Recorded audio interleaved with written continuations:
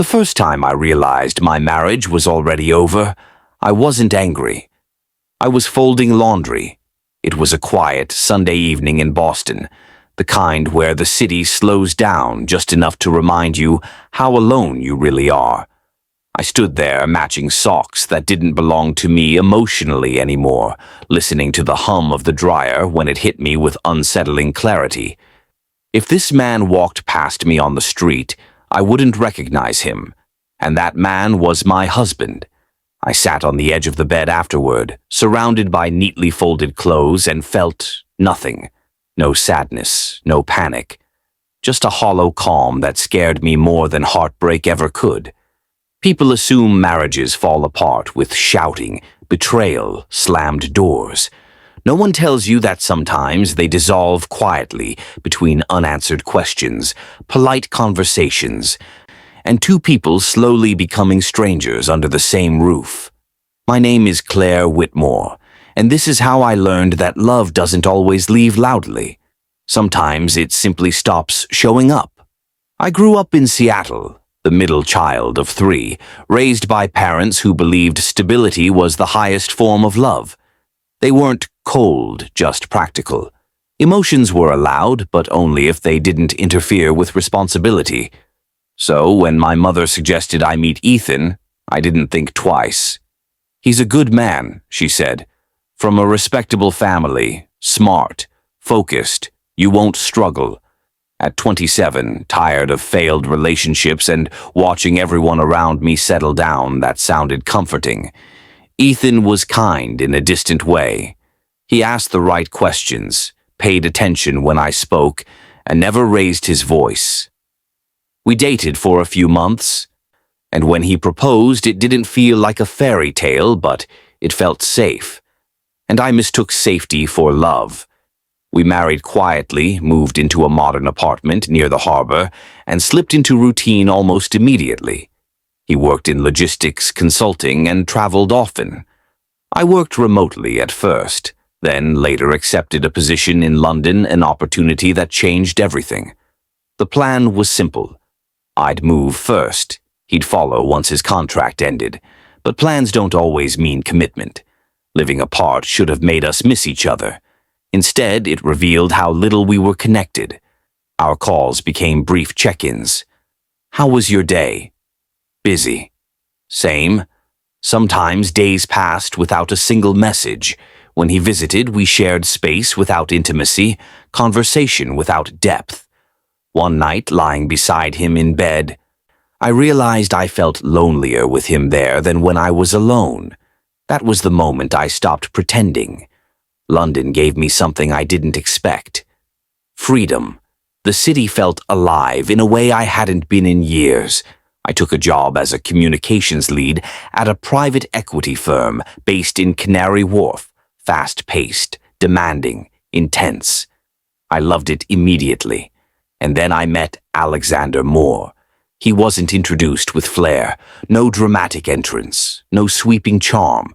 Just a man standing at the head of a meeting room, sleeves rolled up, speaking with quiet authority. He was the managing director. Early 40s, British American, sharp eyes that missed nothing, calm voice that didn't need to compete for attention. When he spoke, people listened. I noticed him the way you notice a change in temperature, subtle but undeniable.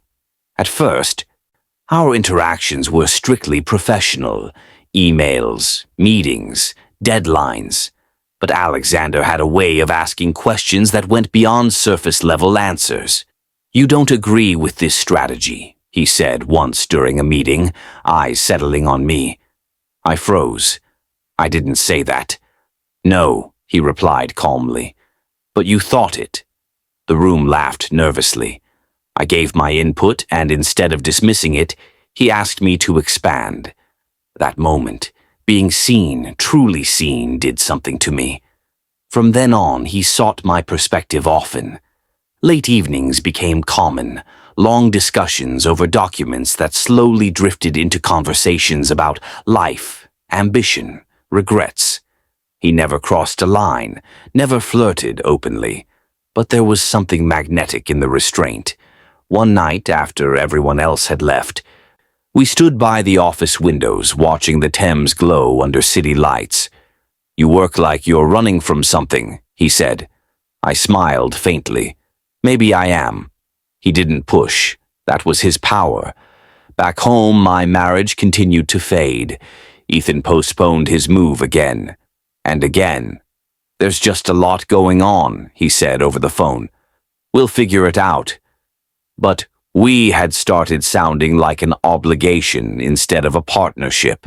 One evening, after a particularly long day, I poured myself a glass of wine and sat on the floor of my flat, still in my work clothes. My phone buzzed. A message from Alexander. "Did you make it home safely?" I stared at the screen longer than I should have. No one had asked me that in months. "Yes. Thank you." A pause. "Good. Get some rest. You earned it." Something in my chest tightened. That night, I cried, not because I was unhappy, but because I was waking up. Weeks passed. The tension grew quietly, patiently. We never touched, never confessed, but every shared glance felt heavier than words. Then came the company retreat in the Lake District. 3 days, one hotel, endless opportunities for boundaries to blur. On the second night, after dinner and too much wine among colleagues, I stepped outside for air. The night was cold, the stars painfully bright. Alexander followed a few minutes later. "You okay?" he asked. "I don't know," I admitted. "That's new for me." He leaned against the railing beside me, careful not to invade my space. "Being unsure isn't weakness," he said. "Sometimes it's honesty finally catching up." The silence between us felt charged. I whispered before I could stop myself. "I'm married." "I know," he replied. "I shouldn't feel this way." He turned to look at me then, his expression unreadable. "Feelings don't ask permission," he said softly, "but actions still matter." That restraint, that respect, made it worse, because for the first time in my life, someone saw me not as a role, but as a person. When I returned to London, Ethan called. "I might be coming next month," he said. My stomach sank. Instead of relief, I felt trapped. That night, lying in bed, I stared at the ceiling and thought the words I was too afraid to say out loud. "I wish it were you." I didn't tell anyone how terrified I was of Ethan coming to London. I told myself it was normal, that any married woman would feel unsettled after months of living alone. But deep down, I knew the fear wasn't about disruption. It was about exposure. Because somewhere between late-night meetings and quiet conversations by the river, my heart had started living a life my marriage couldn't reach. Ethan arrived on a gray Thursday afternoon. I watched him step through the arrivals gate at Heathrow, wheeling his suitcase toward me with that familiar, polite smile. We hugged awkwardly, the way distant relatives do at family gatherings. "You look good," he said. "So do you," I replied automatically. On the ride home, we talked about logistics, his potential transfer, the apartment, groceries, everything except us. That night, lying beside him, I realized something that made my chest ache in a new way. I felt nothing. No warmth, no anticipation, no sense of reunion. Just the quiet awareness of a life we were trying to resume without addressing the cracks underneath. The next morning, I went to work early. Alexander noticed immediately. "You're quieter than usual," he said during our first meeting. "I have guests," I replied carefully. His eyes flickered with understanding. He didn't ask who. But something shifted between us that day. A new distance, not cold, intentional. As if we were both reminding ourselves where the line was supposed to be. It didn't help, because the more we tried to act normal, the louder the unspoken truth became. Ethan struggled to adjust to my life in London. He complained about the weather, the pace, the lack of space. He asked why I worked so late, why I seemed distracted, why I wasn't as affectionate. I didn't know how to answer without breaking something permanently. One night, over dinner, he said it plainly. "You're not here anymore, Claire." I set my fork down slowly. "I am." "No," he said gently. "You exist around me, but you're somewhere else." I almost told him then, not about Alexander, but about the emptiness, about how we had built something functional instead of something alive. Instead, I said, "I'm just tired." He nodded, accepting the lie the way we always did. At work, Alexander kept his distance, but life has a cruel sense of irony. We were assigned to the same major acquisition project. Long hours, closed-door meetings, shared pressure. Late one evening, after a particularly brutal session, we ended up alone in the conference room again. Papers scattered, coffee cold. "You don't have to stay," he said. "I want to," I replied. He studied me for a moment. "Your husband," he began carefully. "Is he here now?" "Yes." "That's good," he said, though it didn't sound like it. I swallowed. "It doesn't feel good." Silence. Then he said something that caught me off guard. "I've been where you are." I looked up. "Married?" "Yes, a long time ago." "What happened?" He hesitated. "We love the idea of each other, not the reality." The words settled into me like truth I hadn't admitted yet. Over the next weeks, our conversations deepened, still restrained, still respectful, but raw in a way that stripped pretense away. One night, as rain streaked down the windows and the city blurred into light, I said quietly, "I don't think I ever learned how to choose for myself." Alexander leaned back in his chair, eyes thoughtful. "Most people don't," he said. "They choose what feels safest, then wonder why they feel caged." I laughed softly. "You make it sound simple."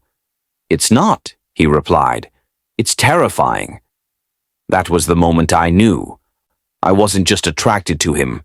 I was awake with him. The guilt came later, when I returned home to Ethan, who was trying awkwardly, imperfectly to reconnect. He cooked dinner one night, asked about my work, suggested therapy. I wanted to want him, but desire doesn't respond to obligation. The breaking point came unexpectedly. One Saturday afternoon, Ethan found my phone on the kitchen counter while I was in the shower. I hadn't deleted the messages, not because they were inappropriate, but because I never imagined they'd be questioned.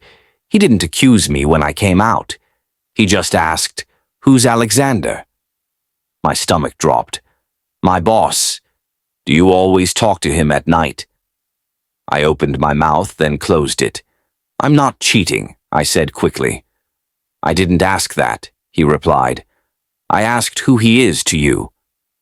I sat down, wrapping a towel around myself, feeling exposed in every sense. "I don't know," I whispered. That was the truth. He nodded slowly. "I think you do." That night he slept on the couch. The next day I went to work feeling like I was walking on glass. Alexander noticed immediately. "What happened?" he asked. "My marriage is ending," I said, surprising myself with how calm it sounded. He closed the door to his office gently. "I'm sorry," he said. "I'm not," I admitted. "I'm terrified, but not sorry." He took a breath. "Claire, if this is about me—" "It's not," I interrupted. "It's about me finally listening to myself." He studied my face carefully, as if weighing something heavy. Then he said quietly, "There's something I need to tell you." My heart skipped. "Yes?" "Not yet," he said, "but soon." The words lingered uneasily. That evening, Ethan told me he was going back to the States. "I think we need space," he said. "Real space." I agreed. When he left, the apartment felt both emptier and lighter. And then the distance between Alexander and me collapsed. Not physically, emotionally. We stopped pretending there was nothing between us. Still no touch. Still no confession. But the tension became unbearable. The disturbing confession. One night after a work dinner, we walked along the river together in silence. "I think about you all the time," I said finally. He stopped walking. "So do I," he admitted, "and that's why this scares me." "Why?" "Because I don't do half measures." I turned to face him, my voice barely steady. "Neither do I." The air between us felt electric, but he didn't kiss me. Instead, he said the words that shattered my certainty. "You deserve the truth before anything happens." "What truth?" I asked. His jaw tightened. "About who I am." My heart pounded. "What do you mean?" "I think," he said slowly, "you already know something doesn't add up." I shook my head. "I don't understand." He looked at me with an intensity that made my chest ache. "I need time," he said. "Just a little." I nodded, though dread curled in my stomach. That night, lying alone in bed, I stared at the ceiling again. Only this time, the words in my mind weren't a wish. They were a warning. I didn't sleep that night. Not because of fear or guilt or even excitement, but because my mind wouldn't stop trying to connect dots that didn't yet make sense. You deserve the truth before anything happens. Alexander's words replayed over and over in my head, each time heavier than the last. There was something about the way he'd said it, not dramatic, not apologetic, but careful, as if he were holding something fragile, something capable of breaking more than just me. The next morning I arrived at work earlier than usual. The building was quiet, the kind of quiet that amplifies your thoughts until you wish for noise. I made coffee I didn't drink, checked emails I didn't absorb, and waited. For him. When Alexander finally walked in, he looked different. Tired, maybe, or guarded.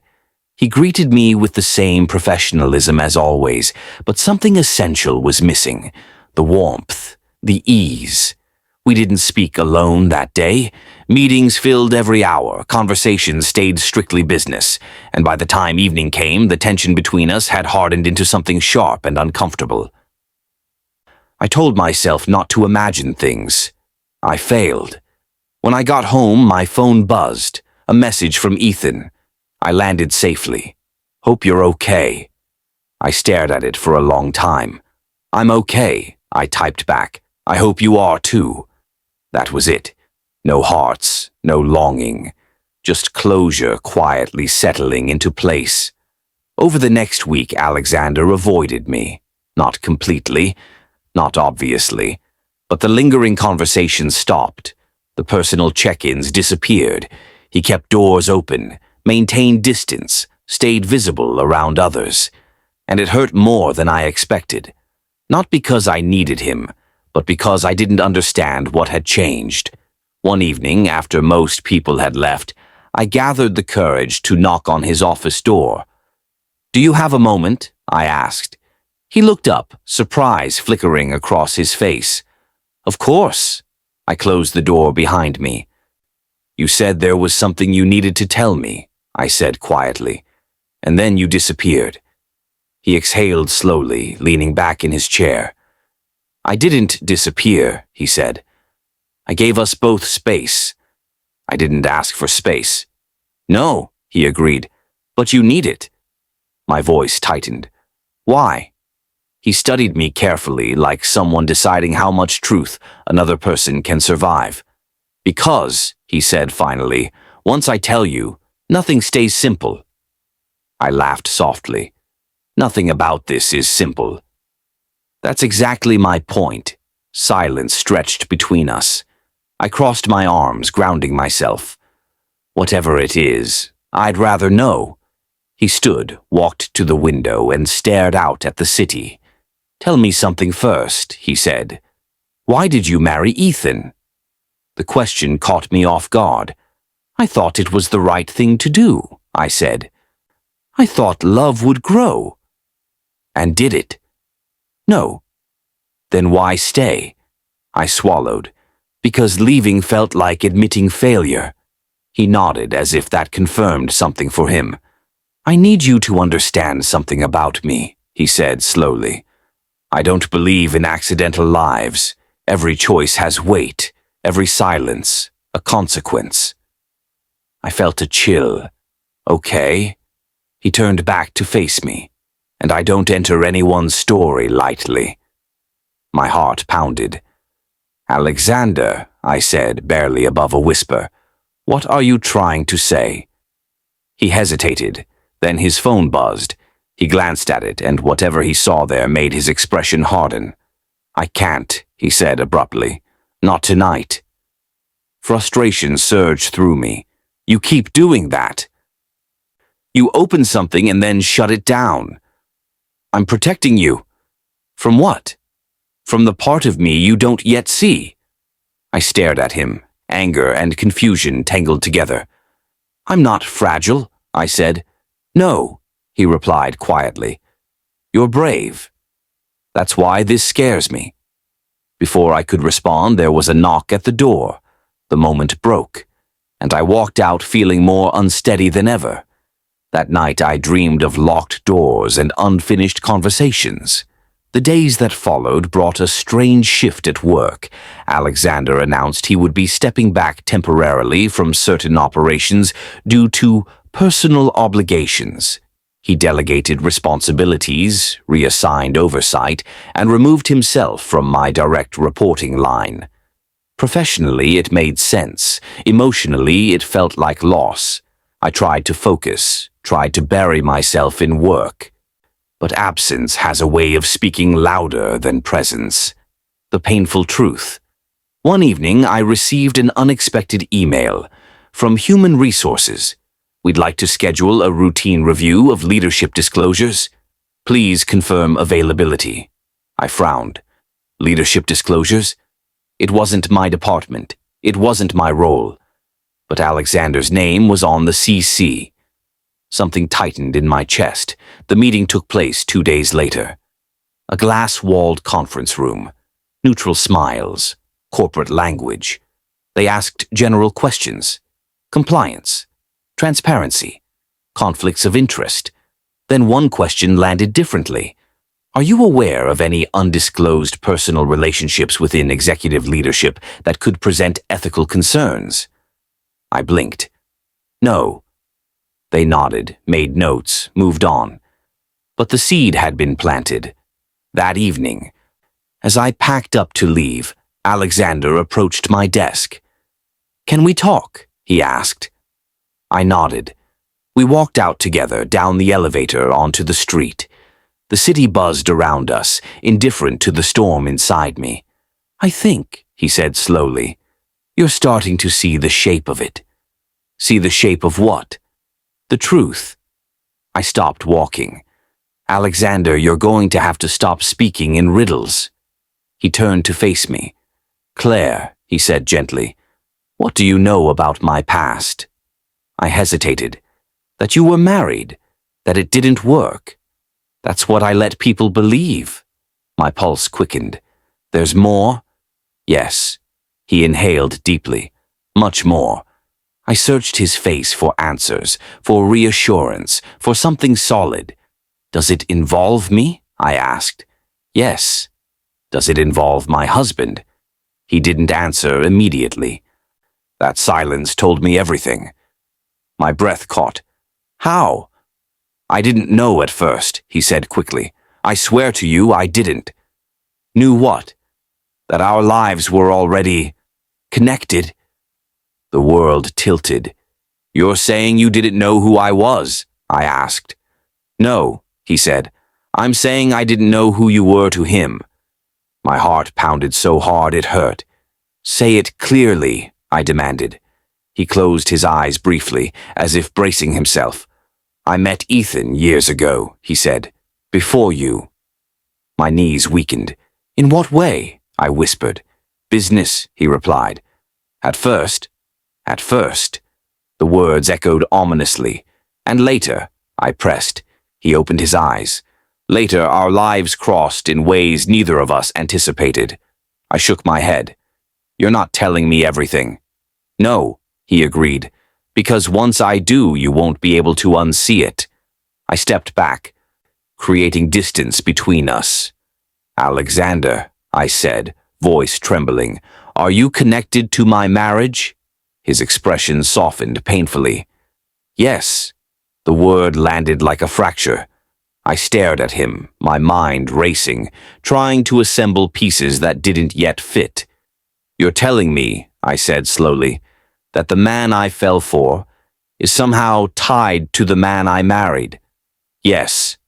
But how? I demanded. How? He swallowed. That, he said quietly, is the part I haven't figured out how to tell you yet. The city lights blurred as tears filled my eyes. I trusted you, I whispered, and I never took that lightly, he said. Not once. I turned away, heart pounding, breath shallow. I need time, I said. I need answers. You'll have both, he replied. I promise. But promises felt fragile now.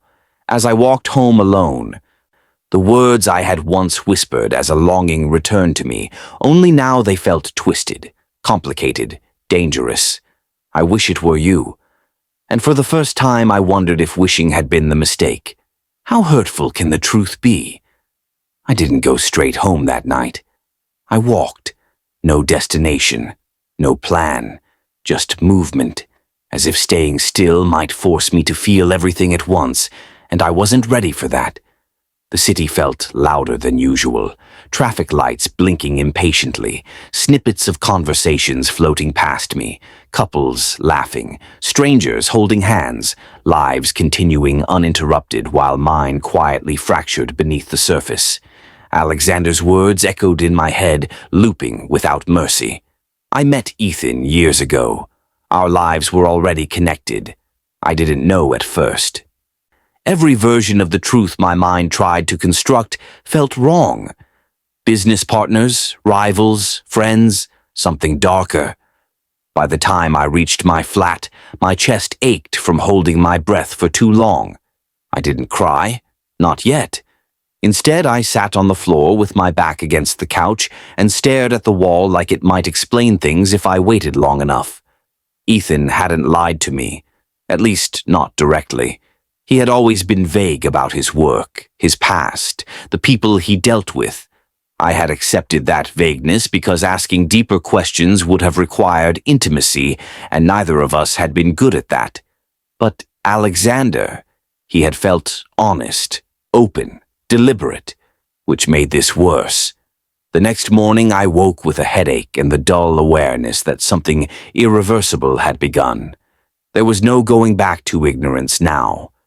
Even if Alexander never said another word, the knowledge that something existed, something hidden, would keep pulling at me.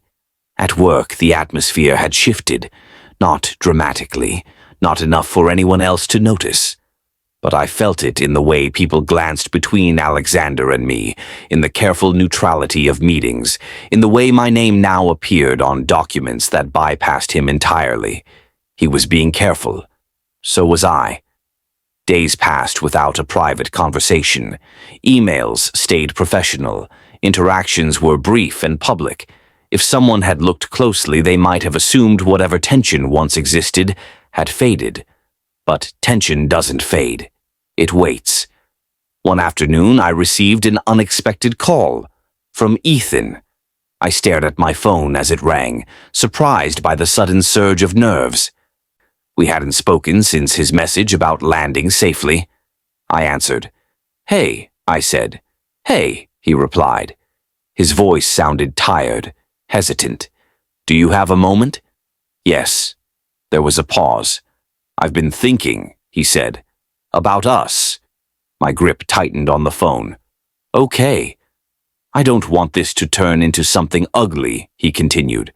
"We've both avoided a lot of conversations, and I think maybe it's time we stop doing that." I leaned back in my chair, staring at the ceiling. "What do you want to talk about?" I asked. "Everything," he said, quietly. A year ago, that word would have terrified me. Now it felt overdue. We agreed to talk later that evening, after work. No rushing, no deflecting. When I hung up, my first instinct was to tell Alexander. The realization startled me. I wanted to tell him. I wanted his voice, his calm, his clarity. That was when it hit me hardest, not the connection between the men, not the secrets, but the simple, undeniable truth that Alexander had become my emotional anchor without me noticing. And that scared me more than anything else. The conversation with Ethan was strange, not confrontational, not emotional, just honest in a way we had never managed before. "I don't think we ever chose each other," he said. "I think we chose the idea of not being alone." I swallowed. "I think you're right." "I don't blame you," he added, "for drifting. I did too." There was relief in that admission, and sadness. "Do you love someone else?" he asked gently. I hesitated. "I don't know," I said truthfully, "but I care about someone in a way I didn't expect." He exhaled slowly. "That makes sense." "Does it?" I asked. "Yes," he replied. "You've always needed depth. I've always avoided it." We sat with that for a moment. "There's something else," he said. "Something I should have told you earlier." My stomach tightened. "About my work," he continued. "About the people I've been involved with." I closed my eyes. "I know," I said. "You do?" "Yes," I replied softly. "I just don't know how yet." Silence stretched between us. "Claire," he said carefully, "do you know Alexander Moore?" The sound of his name from Ethan's mouth felt unreal. "Yes," I said. "I do." Another pause. "Then you deserve the truth," he said. My heart pounded. "Tell me." But he hesitated. "Not over the phone," he said. "This is complicated." "I'm listening," I insisted. "No," he said. "This needs to be said in person." I didn't argue. The meetup with my ex-husband-to-be, we agreed to meet in a few days when he'd be back in London, briefly for business. When the call ended, I sat motionless, the room spinning slowly around me. So it was real. Whatever Alexander was hiding, Ethan knew. The next day at work, Alexander finally broke the silence. He approached me as I was leaving a meeting. "Can we talk?" he asked quietly. I nodded. We walked to a small conference room and closed the door. "I know Ethan reached out," he said. I looked at him sharply. "How?" "He told me he would," Alexander replied. "He believes honesty should come from both sides." "Both sides. So you are in contact," I said. "Yes," he admitted. "Have been for years." "And you didn't think to mention that?" I asked, struggling to keep my voice steady. "I didn't know you then," he said. "And when I did, it was already too late." I laughed bitterly. "You keep saying that." "Because it's true." I crossed my arms. "Start talking. Please." He leaned against the table, tension visible in his posture. "Ethan and I were involved in a long-term venture," he said. "A private investment network. High risk, high reward." I frowned. "Your competitors." "Sometimes," he said.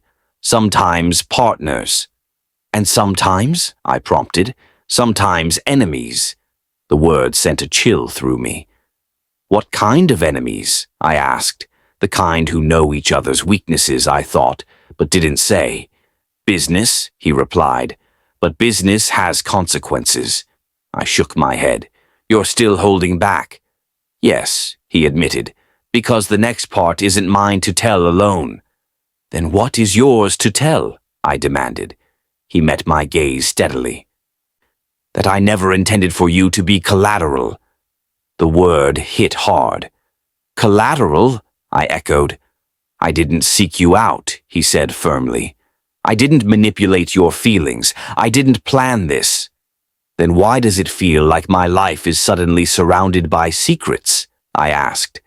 "Because," he said quietly, "you married into a world you were never meant to see." My breath caught. "And you?" I asked. "What world are you from?" His expression darkened slightly. One that taught me to keep people at a distance, he said.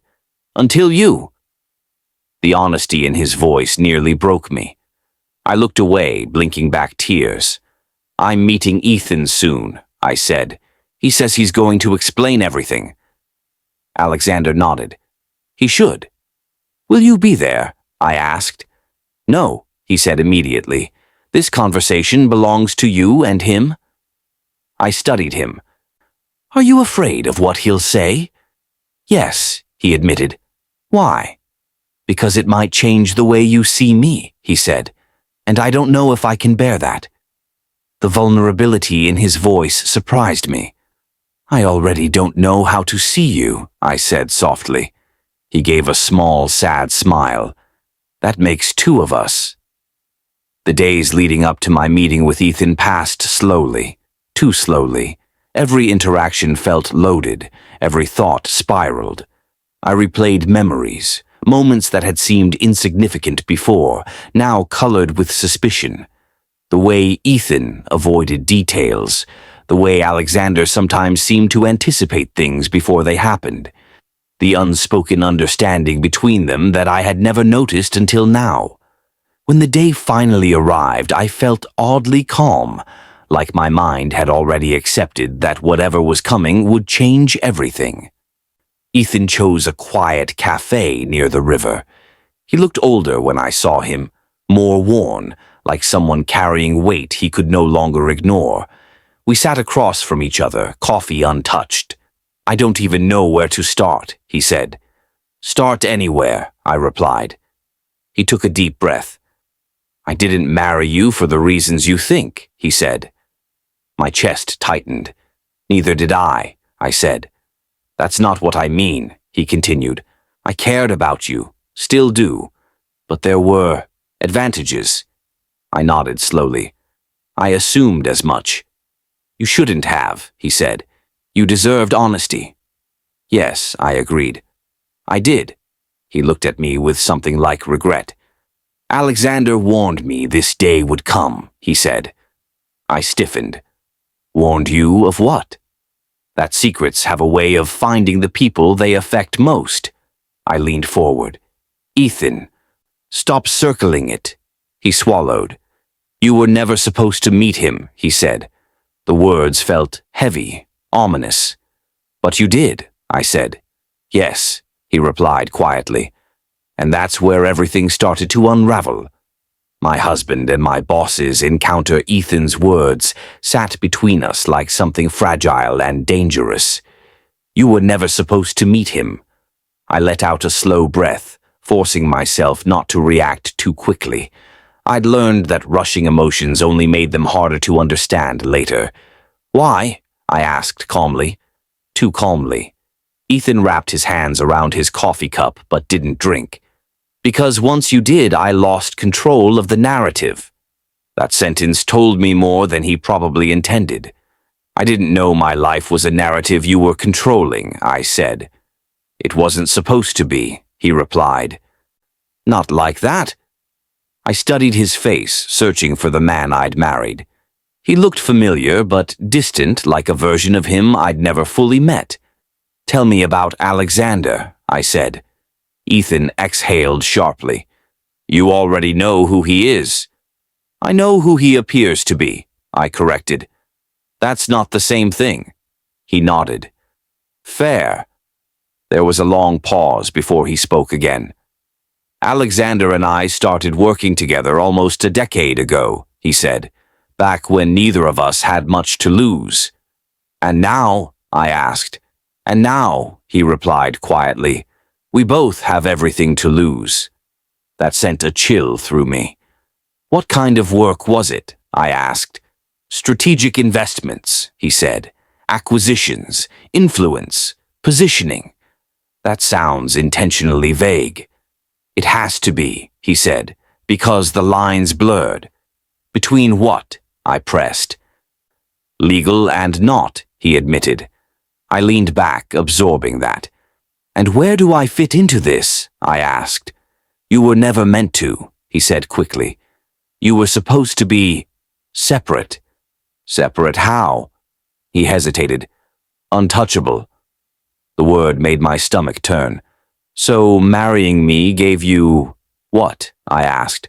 Credibility, he said. Stability. A clean front. I closed my eyes. Not because I was shocked, but because some part of me had always suspected this.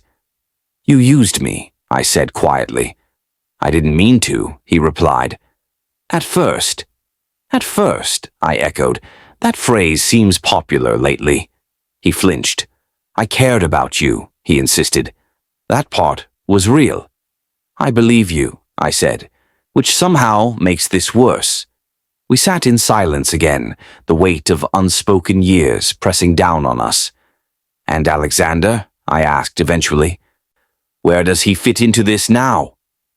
Ethan's jaw tightened. He stepped away, he said, before things got messy. But they did anyway, I said. Yes, he agreed, because he didn't anticipate you. I felt something shift inside me at that. He didn't plan for me, I repeated. No, Ethan said, and that's why he's dangerous now. I looked up sharply. Dangerous? To himself, he clarified. And to me. I didn't like the way that sounded. Why? I asked. Because Alexander doesn't detach easily once he lets someone in, Ethan said, and he never lets people in. My chest tightened. So what are you saying? I asked. That whatever is between you and him, Ethan said carefully, isn't just emotional. I stared at him. You're implying something else. I'm saying you're standing at the intersection of things that don't forgive interference. Anger flared. You don't get to speak to me like I'm an inconvenience, I said. Not after everything. He met my gaze steadily. I'm not saying you're an inconvenience, I'm saying you're leverage. The word landed hard. I stood up abruptly, chair scraping against the floor. No, I said firmly. I won't be that. I know, he replied. That's why I'm telling you now. Why now? I demanded. Because Alexander is planning to cut ties completely, Ethan said, and when he does, things will surface. What kind of things? I asked. Things I've spent years keeping buried. My pulse raced. You're asking me to choose, I said slowly. No, he said. I'm warning you that choices are coming whether you want them or not. I shook my head, overwhelmed. I need time, I said. You don't have much, he replied quietly. I left the cafe feeling like the ground beneath my life had shifted permanently. When I got home, I didn't turn on the lights. I sat by the window, watching the city breathe, trying to understand how love had become entangled with strategy and secrecy. My phone buzzed. Alexander. Are you okay? I stared at the message, my heart tightening. I don't know, I typed back. A few seconds passed. Can I come see you? I hesitated. Every instinct told me to say no, to protect myself, to create distance. But distance had never given me clarity. Yes, I replied. He arrived less than 30 minutes later. When I opened the door, I was struck by how composed he looked, like a man who had rehearsed calm because it was the only way to survive. We didn't hug. We stood there, facing each other, suspended in uncertainty. You spoke to him, he said. Yes. His eyes searched my face. What did he tell you? That I was never meant to be part of this, I said. Alexander closed his eyes briefly. I tried to prevent that, he said. By hiding the truth, I asked. Yes, he admitted. And I was wrong. I stepped aside, letting him in. We sat across from each other, the space between us charged and fragile. Why didn't you tell me earlier? I asked. Because, he said, once you knew, you would never be able to unsee it. And I wanted selfishly to keep you untouched a little longer. That wasn't your choice to make, I said. I know, he replied, and I'll carry that. I studied him carefully. Did you know who I was when we met? I asked. No, he said immediately. Not at first. I knew your name, that was all. And when did you realize? I pressed. A few weeks in, he said. When I saw your last name on a document tied to one of Ethan's holdings. My breath caught. And you didn't tell me. No, he said, because by then it never mattered. Why? I asked softly. Because I was already too close, he said. There was silence again. I'm not part of their world, I said finally. And I don't want to be. I know, Alexander replied. That's why I'm ending it. What does that mean? I asked. It means withdrawing completely, he said. From the network, from the leverage, from everything. That sounds dangerous, I said. It is, he agreed. And you're doing it anyway? Yes. Why? I whispered. He met my gaze, unwavering. Because some things cost more than money or power, he said. And losing you would be one of them. My heart pounded painfully. You're not even sure I'll choose you, I said. I'm not asking you to, he replied. I'm asking you to be free to choose. The sincerity in his voice unraveled me. What happens if you walk away? I asked. People get nervous, he said. Questions get asked. Old alliances break. And Ethan? I asked. His expression darkened. Ethan will have to decide how much truth he's willing to let surface, he said. I rubbed my temples, overwhelmed. This feels bigger than me, I said. It is, he agreed, but you're at the center of it anyway. I looked at him, then not as the composed executive, not as the man I'd quietly fallen for, but as someone standing on the edge of his own consequences. Are you afraid? I asked. Yes, he said honestly, but not of what's coming. Then of what? Of what I'll become if I don't do this. That answer stayed with me long after he left. That night, sleep came in fragments, dreams blurred with memory, conversations replayed, rearranged, reinterpreted. In the morning, I woke to another message. From Ethan. We need to talk again. I stared at the screen, the weight of impending truths pressing down on me, because now I knew something irreversible. Whatever love I thought I'd found wasn't happening in isolation. It was unfolding inside a web of decisions made long before I ever had a say. And I was no longer sure whether stepping forward would save me or pull me deeper into something I didn't yet understand. My boss quit. The morning after Alexander left, the city felt different, not quieter, not louder, just sharper, like the edges of everything had been pulled a little closer to the surface. I went to work on autopilot, showered, dressed, walked, rode the train with strangers whose lives felt suddenly simpler than mine. Or maybe they were just better at hiding their fractures. At the office, I avoided looking at Alexander's door. Not because I was angry, but because I wasn't sure what I would see in his eyes if I did. Hope, fear, regret. I didn't trust myself to handle any of it. By mid-morning, an internal memo circulated. Executive restructuring, interim leadership assignments, confidential. My name wasn't on it. But Alexander's was, or rather, the absence of it. A ripple moved through the office, subtle, controlled. The kind of reaction that happens when people realize something important is changing, but no one wants to be the first to acknowledge it. By lunchtime, I couldn't pretend anymore. I knocked on his door. No answer. I checked with his assistant. He's out today, she said. Unscheduled. That word again. Unscheduled. My phone buzzed shortly after. Ethan. Did he tell you? I stared at the message, irritation flaring. Tell me what? I typed back. A pause. That he's stepping down. I froze. He said he was withdrawing, I replied. Not disappearing. Another pause. Those are the same thing in our world, Ethan wrote. I closed my eyes, my stomach tightening.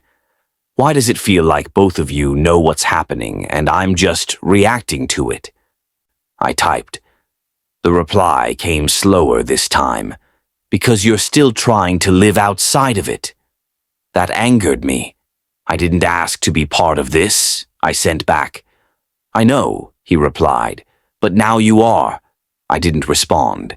Instead, I went to the restroom, locked myself in a stall, and let the weight of it settle.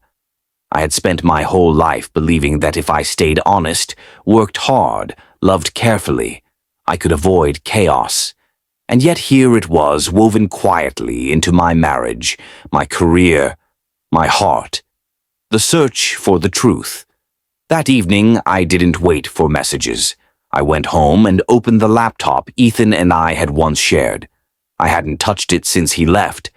I told myself I was only looking for clarity, for confirmation, for something that made this feel less like madness and more like reality. I found it buried deep in archives folders, emails, contracts, entities layered within entities, names I didn't recognize, others I did. And there it was, Alexander's name, not just once, repeatedly, strategically placed, not as a face but as a force. He hadn't exaggerated. This world existed parallel to mine for years, and Ethan had walked comfortably within it. What I didn't expect, what made my chest tighten, was discovering how often Ethan had walked away from deals. Because of Alexander.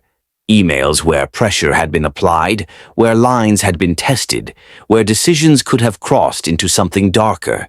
And Ethan had hesitated. Why? Scrolling further, I found the answer. Me. Not directly, but in timing, in context. Messages where Ethan insisted on keeping things clean, on maintaining separation, on protecting personal assets. At the time, I had thought that meant money. Now I knew better. I closed the laptop and sat there, shaking. I wasn't just leverage. I had been a line, a boundary, and now that boundary was dissolving. Behind the eyes, the next day, Alexander finally reached out. I didn't want you to hear this from anyone else, his message read. I've stepped away effective immediately. I stared at it. Why didn't you tell me? I typed. Because you needed space to decide what you wanted to know, he replied, and I needed to act before doubt stopped me. Are you okay? I asked. A long pause. That depends on how you define okay. I almost smiled at that. Almost. Can we talk? I typed. Not yet, he replied. Soon, soon. That word was starting to feel cruel. At work, the change became more apparent. Leadership meetings were rescheduled, oversight reallocated, names shuffled. People asked questions carefully. No one asked me anything, which told me everything. I was associated with him now, whether I wanted to be or not. That evening, I met Ethan again. He looked tense, alert, in a way that told me he was already calculating outcomes. He stepped down, I said. Yes, Ethan replied. He moved faster than I expected. Is that bad? I asked. It depends on who's watching, he said. Who is watching? I pressed. Ethan hesitated. People who don't like instability. Am I in danger? I asked suddenly. The question surprised even me. Ethan looked at me carefully. No, he said. Not unless you make yourself one. I didn't like that answer. What does that mean? I asked. It means, he said slowly, that silence is safer than curiosity right now. I leaned back, crossing my arms. You don't get to control what I know anymore, I said. I'm not trying to, he replied. I'm trying to keep you out of crossfire. I didn't ask to be shielded, I said. I asked to be respected. He nodded. Fair. So tell me the rest, I said. There isn't a rest, he replied. Just layers. Then start peeling, I said. He sighed. Alexander has always been the one who could walk away, he said. The one with enough distance to choose integrity over outcome. And you? I asked. I stayed, he admitted, because staying felt safer. Safer than what? I asked. Than losing everything, he said. I thought about that. And now? I asked. Now, he replied. He's forcing a reckoning. With you? I asked. With everyone, Ethan said. including me. I studied him, realizing something important. You're afraid of him, I said. Ethan didn't deny it. I respect him, he corrected. Fear comes from uncertainty. And I'm the uncertainty, I said. Yes, he replied. You are. I stood up. I'm done being spoken about like I'm an object, I said. Then stop letting us do it, he replied. That night, Alexander finally came to see me. He looked different, not polished, not guarded, just human. I didn't want to involve you, he said as soon as the door closed. And yet here I am, I replied. Yes, he said softly. Here you are. We sat in silence for a while. I'm not running, he said eventually. I'm choosing. I know, I replied. I don't expect forgiveness, he continued, or understanding. Good, I said, because I don't have either yet. He nodded. I just want you to know something, he said. No matter how this unfolds, you were never a move. I searched his face. You were the interruption, he added. The one thing none of us accounted for. That doesn't feel comforting, I said. It's not meant to, he replied. It's meant to be honest. I looked away. I don't know who to trust, I admitted. You shouldn't, he said. Not blindly. And you? I asked. Can I trust you? He hesitated. Trust isn't something I ask for anymore, he said. It's something I try to earn, daily. That answer stayed with me. As he stood to leave, he paused. There's more you don't know, he said. And when it comes out, it won't be gentle.